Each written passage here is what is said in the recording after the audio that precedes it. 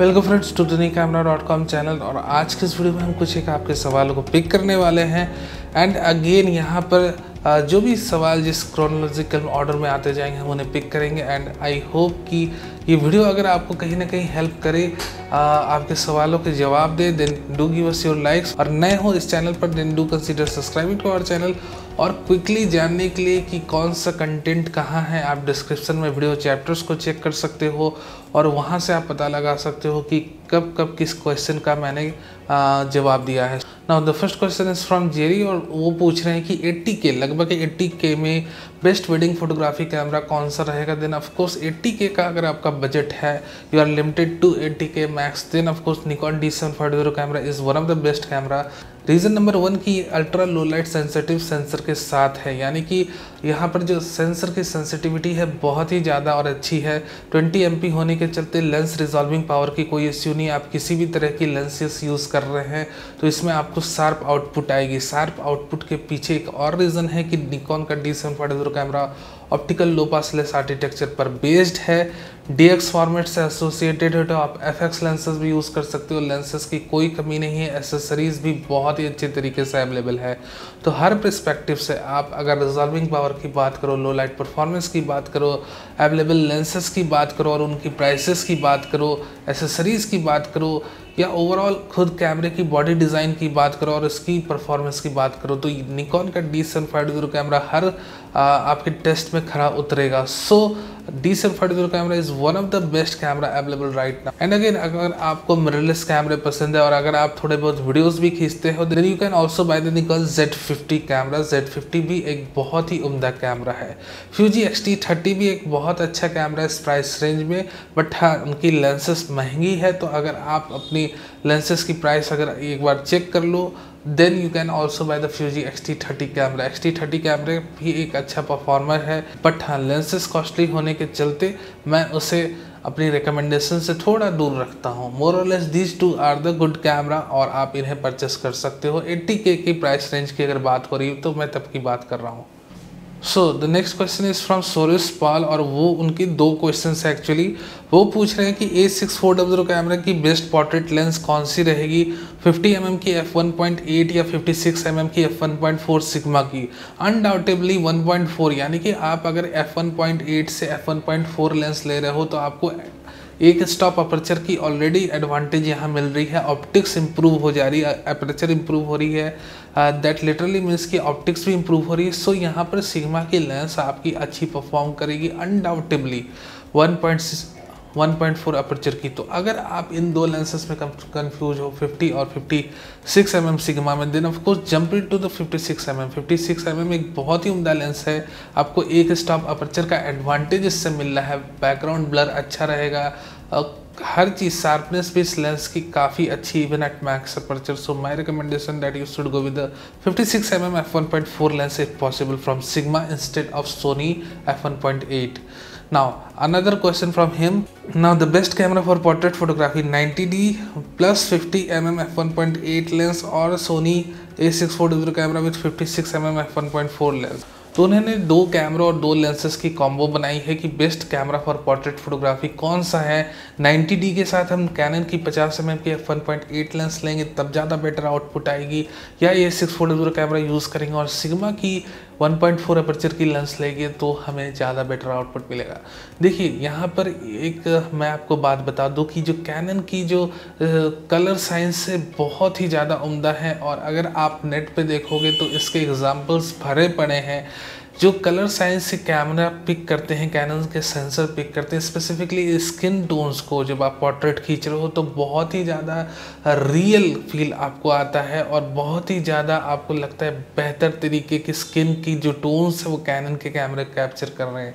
सो cannon का camera अगर आप कहो पोर्ट्रेट फोटोग्राफी के लिए बहुत ही ज़्यादा रिकमेंडेड और यूजेबल माना जाता है। तो आप लेंसेज की बात मत करो, अभी हम कैमरे बॉडीज़ की बात कर रहे हैं। तो ऑफकोर्स कैनन 90D एक बहुत ही बेहतरीन आउटपुट देगा अगर एक प्रॉपर सेटिंग्स और प्रॉपर लाइट कंडीशन के साथ हम पोर्ट्रेट फोटोग्राफी स्टूडियो में कर रहे हैं या जहाँ भी कर रहे हैं वहाँ पर अगर हमारी लाइट की सेटअप हमारे साथ है और हम प्रॉपर लेंस यानी कि ऑफकोर्स f1.8 लेंस भी अगर हम यूज़ कर रहे हैं प्रॉपर तरीके से तो हमें एक अच्छी आउटपुट मिलने वाली है। सो ऑफकोर्स इन दो कैमरों के बीच में अगर आप पोर्ट्रेट फोटोग्राफी की बात करो तो 90D ही मैं पिक करने वाला हूँ specifically for Canon colour science. काफ़ी अच्छी कलर स्किन टोन्स को कैनन कैप्चर करता है। इन दो लेंसेज की कंपैरिजन करें तो सिग्मा की f1.4 लेंस ज़्यादा बेटर, ज़्यादा अच्छी बोखे, बैकग्राउंड ब्लर और शार्पनेस प्रोवाइड करेगी compare to Canon old nifty 50 mm f1.8 lens. तो अगर आप बजट को इंक्रीज कर सको तो कैनन की भी 50 mm की f1.4 लेंस आती है, आप उसे परचेस करो, ज़्यादा महंगी भी नहीं है।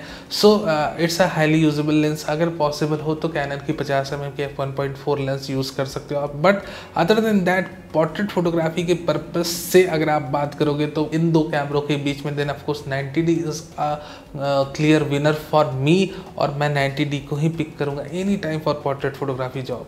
सो this was my answer. Chintu Kumar पूछ रहे हैं कि 83,000 के लगभग में हमें वेडिंग और इवेंट्स के लिए कौन सा कैमरा सबसे बेस्ट रहेगा। ऑफकोर्स निकॉन D750 कैमरा, और D750 कैमरा इसलिए क्योंकि काफ़ी अच्छा कैमरा है और अगर आप फ्यूजी के लेंसेस अफोर्ड कर पाओ देन ऑफकोर्स फ्यूजी X-T30 भी आप खरीद सकते हो। बट हाँ, एक कवरेज लेंस आप जरूर लेना और एक पोर्ट्रेट प्राइम लेंस अगर आप वेडिंग और इवेंट से एसोसिएट होना चाह रहे हो तब की बात मैं कर रहा हूँ।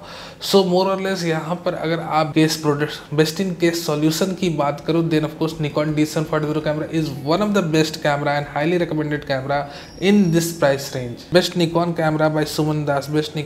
सुमन दास पूछ रहे हैं कि best Nikon camera under 1 lakh. अगर हम बेस्ट ऑफ बेस्ट निकॉन कैमरे की बात करें और 1 लाख की प्राइस रेंज की बात करें तो ऑफकोर्स Z5 एक बहुत ही उम्दा कैमरा है। ऑन एन अप्रॉक्स अगर आपका 1 लाख का बजट है और अगर आपको फोटोग्राफी करनी है then you should get the Z5 camera. Other than that 1 lakh के अंदर की प्राइस रेंज की बात करें तो मिररलेस में Z50 एक बहुत ही अच्छा कैमरा है, हाइब्रिड मिररलेस कैमरा। और अगर DSLR के सेक्शन में बात कर ले तो निकॉन का D750 कैमरा। तो ये बेस्ट ऑफ बेस्ट कैमरे हैं, आप अपनी रिक्वायरमेंट के हिसाब से किन्हें भी पिक कर सकते हो। हाइब्रिड शूटिंग की रिक्वायरमेंट है, go with Z50। Still photographer हो, go with D750 camera. 1 lakh से आप स्केल थोड़ा बहुत आगे पीछे कर सकते हो then Z5 is one of the best camera for beginners, specifically for the beginner professionals और फोटोग्राफी पर। Now again KV Gupta is asking कि अगर A610 कैमरे से प्रोडक्ट फोटोग्राफी करनी है तो हम किस तरह से करेंगे। A610 कैमरे से प्रोडक्ट फोटोग्राफी करनी है तो आप सबसे पहले लाइट के सिस्टम में इन्वेस्ट करो। रिंग लाइट्स अगर हो सके तो डिजिटेक की, मैं सबसे अफोर्डेबल लाइट सिस्टम की बात कर रहा हूँ कि रिंग लाइट्स जो होती हैं सिम्प्लेक्स की, डिजिटेक की, कोई भी जो अच्छी रिंग लाइट सिस्टम है और एटलीस्ट 2 परचेस करो with the light stand. And again after that आप स्टूडियो बैकग्राउंड्स भी यूज़ कर सकते हो। अपार्ट फ्रॉम दीज इन्वेस्टमेंट्स अगर हो सके तो आप प्राइम लेंसेज में थोड़ा इन्वेस्ट करो। फॉर एग्जांपल सिग्मा की 30 mm की लेंस अगर आप ले लेते हो तो उससे बहुत ही उम्दा आउटपुट आपको मिलने वाला है। सो मोर और लेस पहले तो आपको लाइट के सिस्टम पे इन्वेस्ट करना है और अच्छी एक स्टूडियो बैकड्रॉप आपको लेनी है। अदर देन दैट यहाँ पर आपको उसके बाद अगर हो सके तो प्राइम लेंसेज में इन्वेस्ट कर प्रोडक्ट फोटोग्राफी, कमर्शियल फोटोग्राफी के लिए। नाउ बी फॉर यू पूछ रहे हैं कि वेडिंग फोटोग्राफी के लिए 90D कैसा है फोटोग्राफी और वीडियोग्राफी के लिए और कौन कौन सी लेंसेस ले। अगर हम 90D के साथ वेडिंग फोटोग्राफी करना चाह रहे हैं तब की बात ये कर रहे हैं। 90D के साथ अगर आपको काम करना है तो थोड़ा सा आपको अपने लाइट सिस्टम में ज़्यादा इन्वेस्ट करना होगा। इससे ज़्यादा मैं कुछ भी नहीं कहूँगा क्योंकि अगर प्रॉपर लाइट रहेगी तब 90D आपका जो है वो काफ़ी शार्प और अच्छी आउटपुट देगा। लो लाइट में लॉस ऑफ डिटेल्स की शिकायत हमें देखने को मिली है हमारे सब्सक्राइबर्स की तरफ से 90D में। तो लो लाइट में 90D कैमरा उतना अच्छा परफॉर्म नहीं करता है, लॉस ऑफ डिटेल्स की शिकायत है।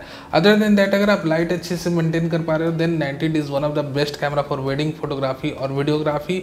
और यहाँ पर लेंसेज की बात कर ले 90D कैमरे की तो 90D के लिए आप एक तो 18 से 135 mm की कवरेज लेंस ले लो और उसके बाद एक 50 mm की f1.8 लेंस ले लो।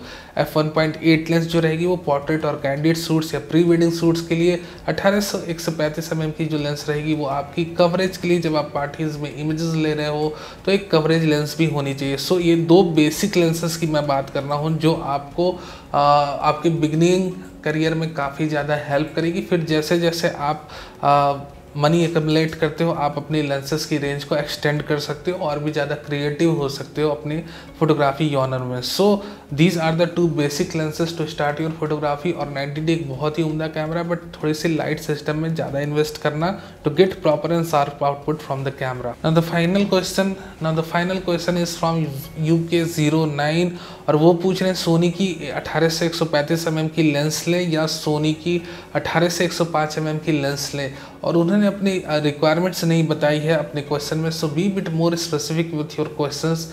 तो यहाँ पर दोनों जो लेंस है वो क्लियर डिफरेंसेस है मेरे दोस्त। यहाँ पर सोनी ने 18 से 105 mm की लेंस बनाई है वीडियोग्राफी पर्पस के लिए। अपर्चर कांस्टेंट है, वहाँ पर f4 आपको अपर्चर मिलता है, और आप जूम इन जूम आउट करते हो तो एक्सपोजर वैल्यू कांस्टेंट रहती है कैमरे की। ना अपर्चर वैल्यू चेंज नहीं होता है तो आपकी कैमरे की एक्सपोजर भी फिक्स रहती है। तो वीडियोग्राफी के लिए 18 से 105 mm की लेंस काफ़ी उम्दा है, थोड़ी सी हैवी है compare to 18 to 135 mm lens, but हाँ फॉर वीडियोग्राफी पर्पस आप 18 से 105 mm लेंस लो। और सिर्फ अगर आपको फोटोग्राफी के लिए लेंस लेनी है then you should buy the 18 to 135 mm lens compare to 18 to 105। इसमें आपकी कवरेज ज़्यादा है और ये एक लाइट वेट लेंस है, फोटोग्राफर्स के लिए ज़्यादा सूटेबल है। So these where my answers. I hope कि आपको कहीं ना कहीं ये आंसर्स आपको हेल्प करें, और वीडियो अच्छा लगा हो तो लाइक करना मत भूलना, और नए हो अभी तक इस वीडियो से जुड़े हुए हैं तो सब्सक्राइब भी कर लो for future updates, live news and reviews. Thank you very much for watching this video.